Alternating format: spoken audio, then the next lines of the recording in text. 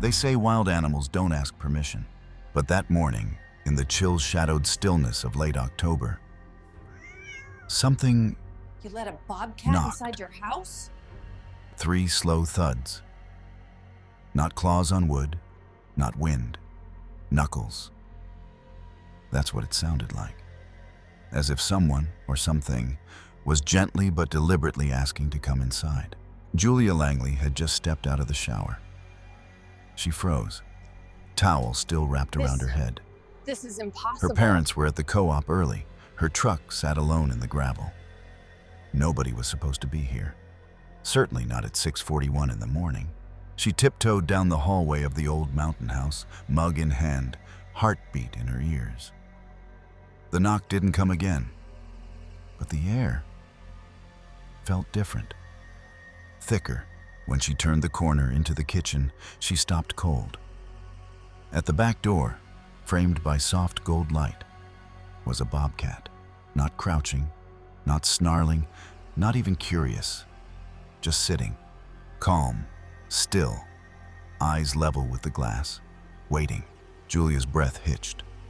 Her fingers loosened around the mug, and it slipped silently onto the rug. The bobcat didn't flinch. It wasn't the size that startled her, though the animal was larger than she expected, lean and broad across the shoulders. It was the eyes. Not angry, not feral, focused, and locked onto something inside the house. Julia turned. There, just a few feet behind her, was Clover. The 5-week-old kitten she'd rescued from a drain pipe behind the hardware store 3 weeks earlier. Clover was frozen too, back arched, one paw half lifted mid-step. And then, impossibly, she relaxed. Tail swishing gently, she padded straight toward the glass and sat down, eye to eye with the bobcat. And then, she lifted her paw, tapped the window. The bobcat leaned forward, nose to glass. For 3 seconds, neither of them moved. Julia blinked, not sure if she should grab her phone or run. She did neither, because in her gut, something said, this wasn't danger. It was recognition. Or maybe grief. That was the first morning. By the second, the bobcat returned before sunrise. This time, she didn't knock. She didn't need to. Clover was already waiting by the door. By the third morning, Julia had questions, and none of them had answers. Why was a wild predator showing up like clockwork at the same time each day? Why did it ignore food, water, traps? Why did it only care about one thing, a 5-week-old kitten that should have been its prey? She needed help. She called her father. "Dad," she whispered over the phone, voice trembling. I think this bobcat is trying to adopt Clover." He laughed at first. Then she sent the photo, silence. Then, "I'm coming home." Tom Langley didn't scare easily. After 3 decades as a wildlife vet along the Colorado Front Range, he'd treated everything from limping moose to porcupines with pneumonia. He'd once pulled a trout hook from a bear's tongue with nothing but a flashlight and a deep breath. But when he stepped onto his daughter's back porch that afternoon and saw the dusty outline of paw prints, not kitten prints, but something wider, deeper, with weight, he felt a tightness in his chest that didn't come from fear. It came from knowing this was no accident. "She's coming here on purpose," he said aloud, more to himself than to Julia. The tracks were unmistakable. 4-toed with no claw marks. The stride was deliberate, and they led from the edge of the aspen grove straight to the door like a trail of breadcrumbs reversed. But what made his stomach twist wasn't the prints. It was the way they circled once, and then stopped, right where Clover liked to nap in the morning sun. Tom exhaled slowly, standing back up. She's not passing through, she's checking in. Julia stood on the steps, arms crossed tightly, gaze flickering from the trees to her kitten curled at her feet. "What do we do?" "First," Tom said, "we don't assume anything. We watch, we document, and we don't get between the two of them."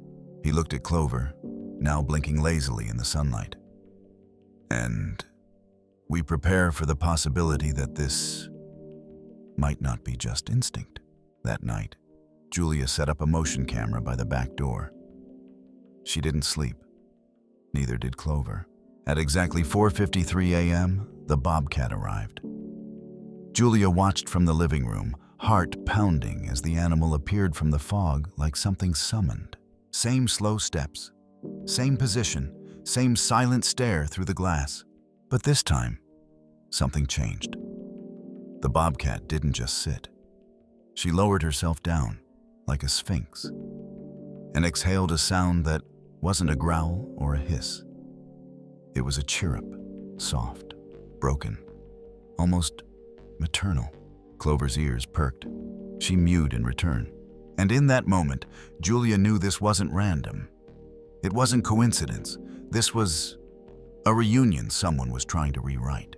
The next morning, Tom called a colleague, Dr. Nora Benton, senior ecologist at High Timber Wildlife Institute. She arrived that afternoon in a forest green Suburban with dented doors and a clipboard that had seen more miles than most state troopers. By the time the coffee was brewed, she'd already reviewed the footage. "This is extraordinary," she murmured, pausing the video on the frame where the Bobcat and kitten touched glass. "Do you realize what this is?" Julia and Tom exchanged a look. "She's not hunting," Dr. Benton said. "She's not curious. She's mourning. And that kitten," she pointed, "that kitten is filling a hole nothing else has." Tom rubbed the back of his neck. "You're thinking what I'm thinking?" Nora nodded. "She lost a litter, probably recently. Judging by the mammary swelling and her behavior, I'd say 3, maybe 4 weeks ago." Julia's voice caught. "She thinks Clover is hers?" "No," Nora said gently. "She knows Clover isn't hers, but grief doesn't always care about truth." She looked at the two of them. "If you're willing, I'd like to try something." Carefully, under strict protocol, Tom's eyes narrowed. "What are you proposing?"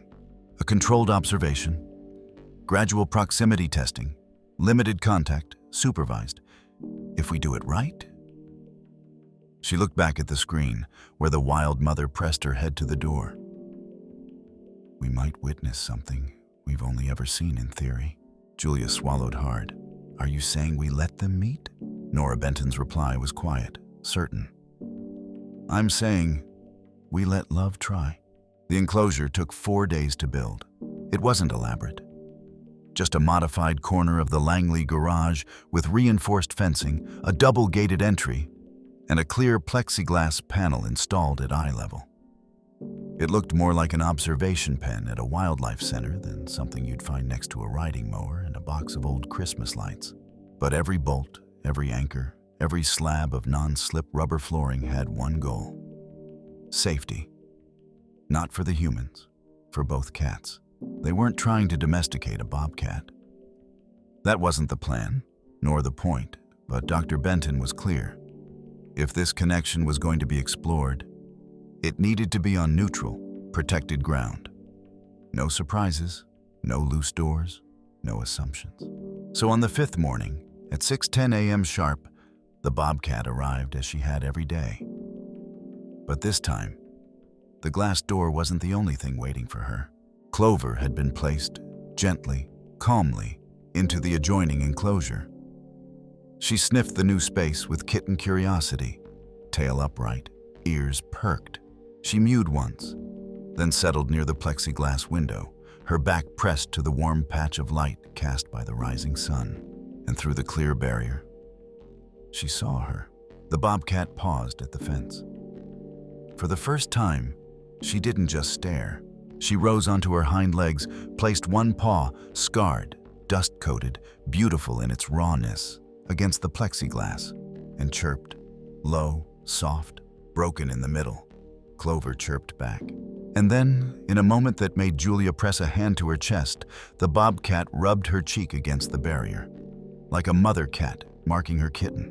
The Langley house fell into a new rhythm after that. Every morning, the Bobcat came. She waited patiently outside the pen, watching Clover roll, stretch, play. Every evening she retreated back into the woods before the sun dipped behind the ridge. And each time she left, Clover cried. By the end of the week, Dr. Benton initiated the next phase, supervised contact, only 5 minutes. Clover was placed inside the interior pen. The Bobcat, still unnamed, still wild, was let in through the outer gate. Tom and Nora stood at a distance behind safety partitions. Julia knelt beside the control panel, one hand on the emergency latch. The gate creaked. The Bobcat stepped through. She didn't hesitate. She walked straight to Clover, paused, and began to groom her. Clover, all 10 inches of her, melted. She flopped onto her side, exposed her belly, and purred like a truck engine. The Bobcat sniffed her ears, licked her forehead, and wrapped her forelegs around the kitten in a motion so maternal it silenced everyone in the room. Tom exhaled a breath he didn't know he'd been holding. "Well," he said hoarsely, "looks like someone just came home." That night, Julia couldn't sleep. She sat on the floor beside the enclosure long after her parents went to bed, knees pulled to her chest, watching the pair on the monitor. Clover lay curled into the Bobcat's side, tucked beneath her chin like a puzzle piece that had never belonged anywhere else. She reached for her phone and opened her notes app. Entry 1, October 27th. A Bobcat came to our door and asked to be let in. Not with claws, not with fangs, with her eyes, with her silence, with grief that somehow recognized grief. We let her in. And today, she gave our kitten a mother. I don't know what this is yet, but I think it's going to change everything. She hit save. Outside, the forest stirred. An owl called once. Inside, a wild heart and a tiny orphan beat in unison. No glass between them now, no barrier. Just breath, fur, warmth, and something bigger than instinct. By the second week, no one called her the Bobcat anymore. She was Marigold now. The name came from Julia, who noticed how the cat would often sit beneath the patch of wild marigolds growing near the fence line in the mornings. Her fur blending with the golden blooms like sunlight wrapped in muscle and scar. It was fitting, soft and wild at once, like her. Tom raised a skeptical brow when Julia first said it aloud. Marigold? For a predator? Julia just smiled. She's not a predator here. She's a mother. And somehow that was true. The local wildlife board took some convincing. There were forms, endless check-ins, site inspections, questions phrased like courtroom cross-examinations. Is the animal a threat? Can she be rehabilitated into the wild? Are you creating dependency? What if she snaps? But Dr. Benton stood firm. This isn't domesticating a wild animal, she told the review panel on the Zoom call. This is recognizing a once-in-a-lifetime trauma response and treating it like we would in humans, with compassion, boundaries, and support. Tom chimed in. This Bobcat shows more restraint than most dog owners I treat in a week. And finally, after a tense vote, the board approved the temporary classification. Marigold would remain in soft custody wildlife rehab under limited sanctuary status, hosted by the Langley property under Nora's direct oversight. Julia hugged Nora so tight that the ecologist dropped her clipboard. Marigold just yawned and curled around Clover like she already knew the outcome. With paperwork settled, the real work began.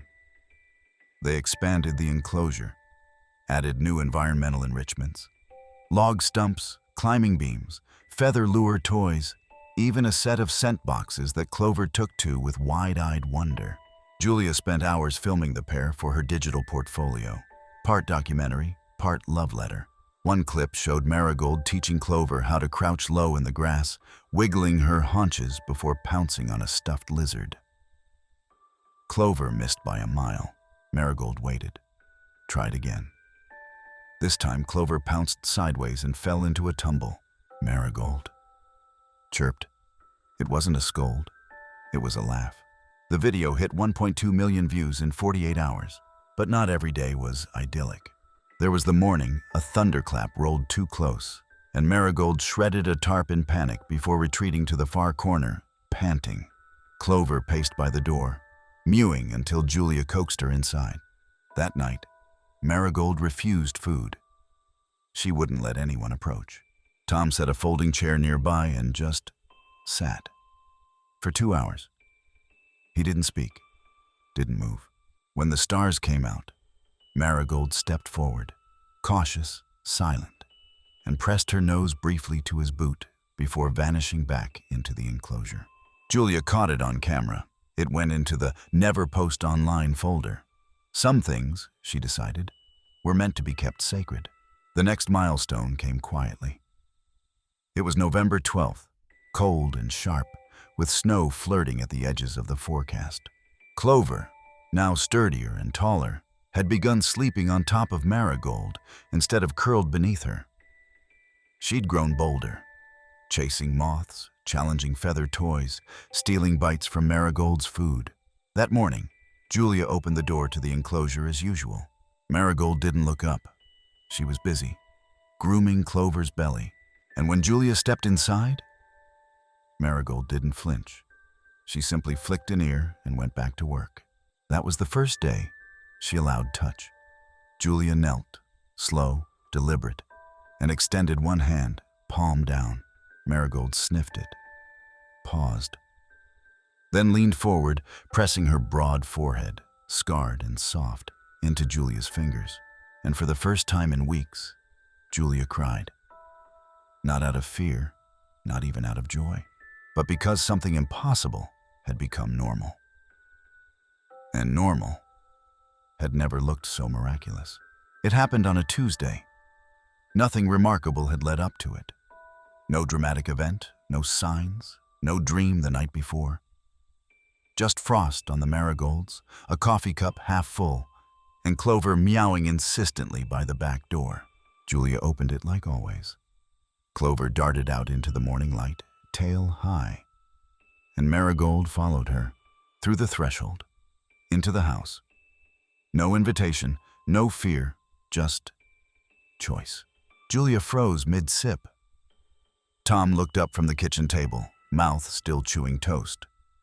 The only sound was the click of Marigold's claws on the tile. She moved slowly, ears swiveling, head low, not in fear, but calculation. Clover darted ahead, spinning in a loop, circling back like a bouncy tour guide. Marigold sniffed the air near the bookshelf, eyed the ceiling fan, and paused at the corner of the rug like it held some kind of trap. And then she found it. The cushioned bench by the window, Clover's original nap spot. Bathed in morning sun, soft, worn from years of family elbows and hot teacups. Marigold stepped up, turned once, and lay down. Clover leapt after her and curled under her chin like always. The house held its breath. Julia pressed a hand over her heart. Is this okay? Tom stood, careful not to scrape his chair. It's her decision, he said, and it's the first time she's made it without the fence. From that day on, the enclosure remained open during daylight hours. Marigold came and went as she pleased. Most mornings, she lounged in the living room, chin on the window ledge.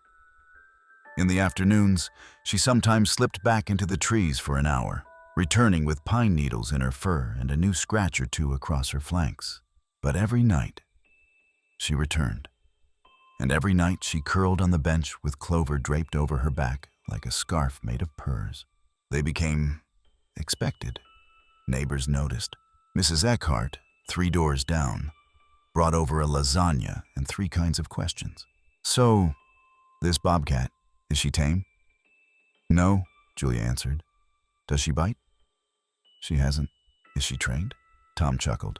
She's a cat. The holidays approached, and with them, the town's annual wildlife education gala, a small but passionate gathering hosted in the community center gym, decorated with paper owls and taxidermy loaned from the local museum. Nora suggested showing a short film. Julia hesitated. I don't want her to become content. She's not content, Nora replied. She's a miracle, and people need those right now.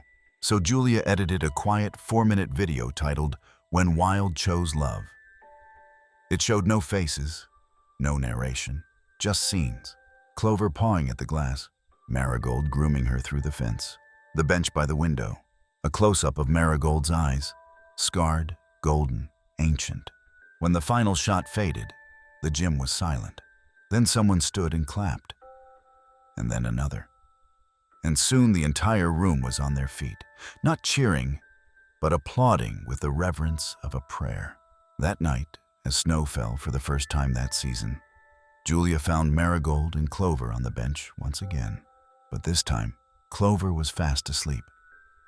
And Marigold wasn't. She was looking at the Christmas lights Julia had hung around the window, blinking red and gold reflections in her eyes. For the first time, Julia whispered, "Do you miss them?" she asked. Marigold didn't respond. But her tail curled around Clover just a little tighter. And in that small motion, Julia heard the answer. Not yes. Not no. Just still healing. It came without warning, as tests often do. A late-night storm. The kind that crawls over the mountains like something alive. Wind screaming through pine limbs. Thunder stomping down the canyon. Rain pelting the roof in furious sheets. Julia was halfway through brushing her teeth when the lights flickered. Once. Twice. Then out. Total black. A beat. Then a crash. Someone slammed into the front door hard enough to rattle the hinges. Clover screeched from the hallway. Julia's heart jumped into her throat. She grabbed her phone, flashlight strobing across the room. "Clover?" she called, voice taut. "Marigold?" No answer. No sound but the storm. Then, movement from the kitchen. Fast, heavy. Julia swung the light. Marigold. Soaked, wild-eyed, back-arched, claws out. But she wasn't looking at Julia. She was staring at the hallway behind her. Julia turned. Clover, pressed flat against the tile, was trembling uncontrollably, ears back, body low. The thunder had undone her tiny nerves. Marigold moved like lightning. She crossed the room in 3 strides, leapt onto the rug, and, gently, unbelievably, lay across Clover's body, shielding her, one paw stretched protectively over the kitten's head. Her body curled tight. Her eyes never left the darkness behind them. It wasn't rage. It wasn't fear. It was instinct. Maternal, fierce. Julia stood in the doorway, breath caught. She didn't dare move. Clover whimpered once. Marigold made a low rumble, a sound closer to a hum than a growl. And Clover quieted instantly. Minutes passed. The storm roared. The trees outside thrashed. But inside, the silence held. 2 creatures, 1 shelter. A bond forged through glass, now tested through thunder. When power returned 2 hours later, Tom and Nora arrived with flashlights and a crate of backup supplies. They found Julia sitting cross-legged on the floor in front of the pair, a blanket draped over her shoulders. "They okay?" Nora whispered. Julia didn't look away. "They're more than okay." Tom stepped forward, watching Marigold's steady breath as she remained curled over Clover, like a weighted blanket made of fur and muscle. "She didn't run." "No," Julia said. "She stayed." That night changed something. Marigold began seeking them out, not just tolerating presence, but choosing it. She sat beside Tom in the mornings while he read his vet journals, followed Julia to the porch while she edited video clips. She even nudged Nora's hand during one checkup as if to say, "You're fine here." But with Clover, her affection remained sacred. They shared food, shared space, shared a rhythm no one dared interrupt. Then came the letter, handwritten, delivered by courier. Subject: long-term sanctuary proposal. Conditional acceptance. The High Timber Wildlife Institute, in collaboration with Colorado Parks and Wildlife, had officially approved the Langley property as a designated limited wildlife care sanctuary, specific to Marigold's unique behavioral case. There would be quarterly inspections, strict safety protocols, and a permanent no unsupervised guest clause. But Marigold was home. Julia read the letter 3 times before setting it down. Clover was asleep on the windowsill. Marigold was sitting at the threshold of the door, half in, half out, looking toward the trees, not restless, just remembering. Julia approached slowly, crouched beside her. "You can leave," she whispered. "You always can." Marigold didn't move, but her tail wrapped around Julia's foot. Just once. Just enough. By December, the town had questions. Not accusations, not outrage. Just the kind of nosy, small-town curiosity that shows up with banana bread and lingering glances over coffee mugs. At the local diner, folks began calling Marigold the mountain cat. At the hardware store, someone joked about printing her face on next year's town calendar. Julia fielded the questions politely. She'd been raised here. She knew the dance. Yes, she's still here. No, she doesn't eat our chickens. No, we're not turning our house into a zoo. Yes, she sleeps next to a kitten. Most people smiled and shook their heads like it was a story too odd to believe, until they saw the video. The one Julia had hesitated to post. The one where Marigold carries Clover by the scruff from the edge of the woods back to the porch, gently placing her in the sunniest corner of the patio. No cage, no leash, just choice and care. That clip? 4 million views in 6 days. Offers started rolling in. Documentary teams, wildlife influencers, even a university film student with a GoFundMe and a vision board. Julia said no to all of them. "This isn't content," she told one persistent producer. "This is our life and her healing, not yours." But she wasn't selfish with the story, not really. She just curated it. One night, she stood in the living room, holding a freshly printed photo. A wide shot of Marigold and Clover curled on the bench, morning light painting their fur in gold. "I want to put this here," she said to her dad, pointing to the spot above the fireplace. Tom looked up from his crossword. "Instead of Grandma Helen?"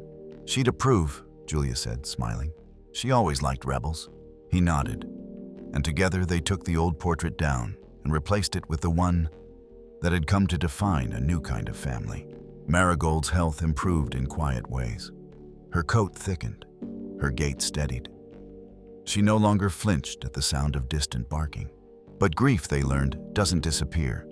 It transforms. Sometimes, Marigold would vanish for hours into the forest. When she returned, she always carried something small.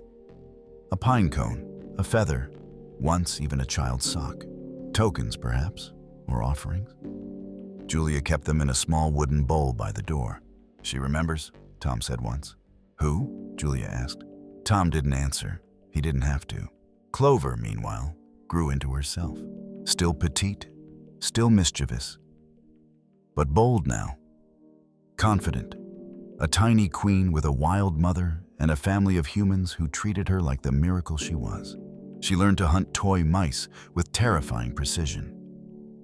She learned the sound of the fridge opening. She learned where the warmest sliver of sun hit the couch at 2:15 each afternoon. But more than anything, she learned how to love. She learned it from Marigold, from the way she waited at the door until Clover came inside, from the way she never ate before checking if Clover had her share, from the way she growled, once, when a neighbor's Labrador wandered too close to the fence. Fierce, soft, unconditional.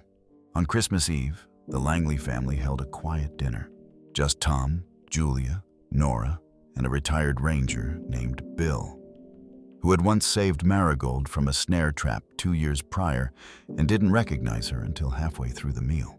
They toasted with apple cider and told stories about animals and near misses and strange instincts that didn't make scientific sense. After dessert, Tom stood and raised his glass again. "To those we lose," he said, voice steady. "To those we find. And to the things we never expected, but chose to love." Anyway, Marigold was asleep on the rug beside the fire. Clover was curled into the curve of her stomach, one tiny paw twitching in a dream. Outside, snow began to fall. Inside, a family sat quietly, full not just from food, but from the weight of something sacred they could barely name. Mid-January brought silence. Not the peaceful kind. Not snowfall on the rooftop silence. This one was sharp, hollow, because one morning, for the first time in nearly 3 months, Marigold didn't come back. It wasn't a storm. It wasn't a gate left open. She just didn't return from her usual walk into the trees. Julia waited by the door until nightfall. No paw prints, no sound. Tom checked the game cameras, no movement. For 3 days, the house held its breath. Clover stopped eating. She sat by the door, tail still, eyes wide, waiting. The sun rose and fell, no Marigold. Then came the 4th day. It was Nora who spotted the trail. A single curved path of paw prints just beyond the aspen line, deep, deliberate, and heading northeast. But something was off. Not a hunting path, she murmured. No circling, no scent stops.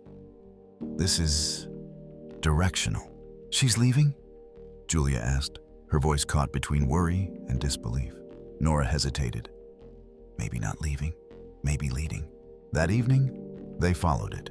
Just Julia, Clover, cradled in a sling against her chest, and Tom. The prints wove through dry grass, past boulders, across the frozen creek bed. Each one crisp, steady. Then, after nearly an hour of hiking, they reached a small, hidden meadow. One they'd never known was there, and there she was. Marigold, sitting in the center of the clearing, surrounded by wind, pine, and twilight. She didn't startle, didn't move. She was waiting. Julia stepped forward, slowly. Clover mewed from her sling.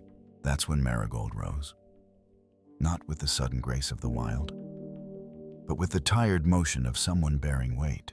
She walked to a fallen tree, and there, nestled in a hollow knot at the base, a kitten, or maybe 2, tiny, unblinking, covered in debris and clinging to silence. Julia's breath caught. No. Tom moved beside her. She found them. Or they found her, Julia whispered. Marigold nuzzled one of the kittens forward gently, then turned and looked back toward Clover. She wasn't replacing her. She was multiplying what she'd learned, giving it forward. For 2 hours, they sat in the meadow, silent witnesses to something bigger than their understanding. Clover stepped out of her sling, walked carefully to the edge of the hollow, and sniffed the smallest kitten's ear. She chirped. The kitten sneezed. Julia laughed through tears. Tom reached into his coat pocket, pulled out a dog biscuit of all things, and broke it in half. Offerings, he said. No one argued. Marigold didn't return to the house that night, nor the next. She had a new family now. One she found, not one that was handed to her by grief and chance. But Julia wasn't sad.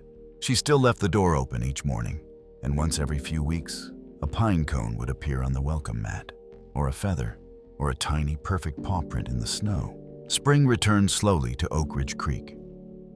The snow melted in strips, revealing patches of earth that smelled like memory. Damp pine, wood smoke, and the sweet rot of fallen leaves. The marigolds bloomed again by the fence line. Clover had grown leaner, faster, more sure-footed. She still slept on the bench every morning, but now she also roamed the edge of the property with a kind of practiced curiosity.